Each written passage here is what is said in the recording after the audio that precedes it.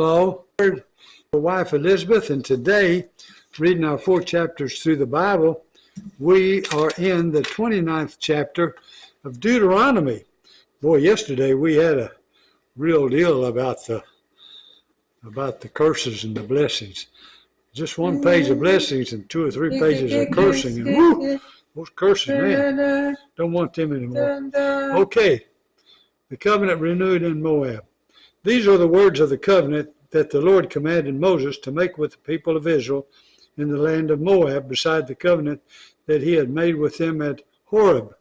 So let's see about those covenants.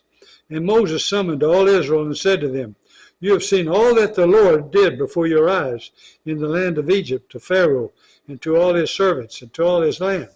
The great trials that your eyes saw, the signs and those great wonders. But to this day the Lord has not given you a heart to understand, or eyes to see, or ears to hear. I have led you 40 years in the wilderness. Your clothes have not worn out on you, and your sandals have not worn off your feet. You have not eaten bread, and you have not drunk wine or strong drink, that you may know that I am the Lord your God. And when you come to this place, Sihon the king of Heshbon and Og the king of Bashan came out against us to battle, but we defeated them. We took their land and gave it for an inheritance to the Reubenites, the Gadites, and the half-tribe of the Manassites.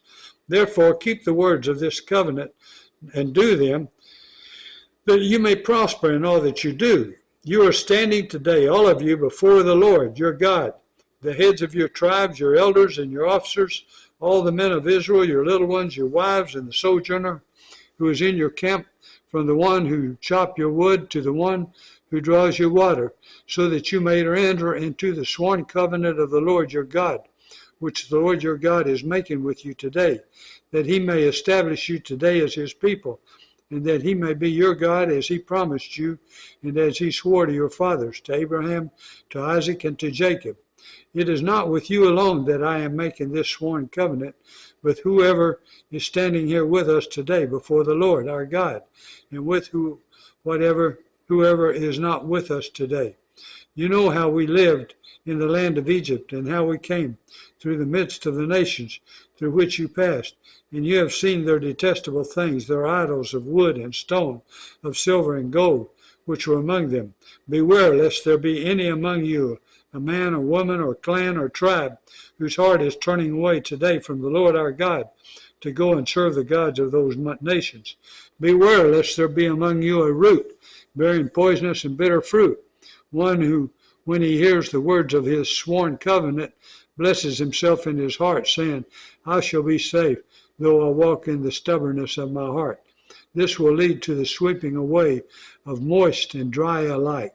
The Lord will not be willing to forgive him, but rather the anger of the Lord in his jealousy will smoke against that man, and the curses written in this book will settle upon him, and the Lord will blot out his name from under heaven, and the Lord will single him out from all the tribes of Israel for calamity, in accordance with all the curses of the covenant written in this book of the law.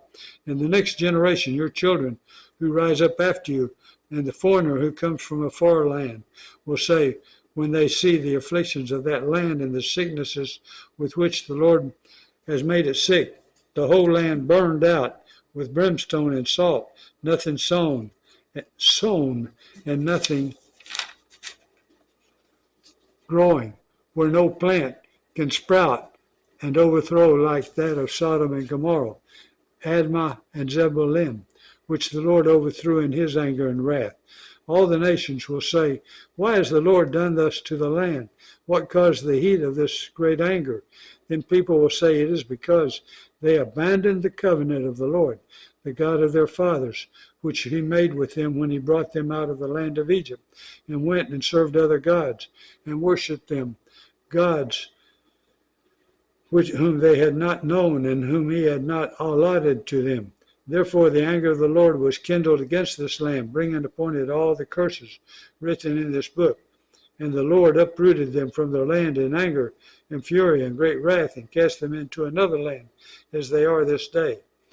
The secret things belong to the Lord our God, but the things that are revealed belong to us and to our children forever, that we may do all the words of this law.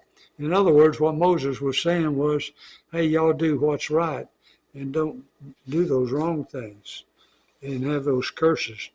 Believe me, you don't want any of those curses. Those are some tough curses. Okay, and now Roger Hibbert and his beautiful wife Elizabeth are going to read Psalm